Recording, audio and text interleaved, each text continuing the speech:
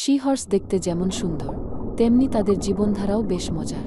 বংশ বিস্তারের ক্ষেত্রে পুরুষ সি হর্স ডিম্বাণু ধারণ করে এবং বাচ্চার জন্ম দেয়। অন্যান্য মাছের মতো সি হর্সের পাখনা থাকে না, তবে হাতির সুরের মতো সুন্দর একটা লেজ থাকে, আর এই লেজ দিয়েই তারা বিভিন্ন বস্তুকে আঁকড়ে ধরতে পারে। ধীরে ধীরে শিকারের কাছে যায় এবং লম্বা নাক দিয়ে দ্রুত শিকার করে।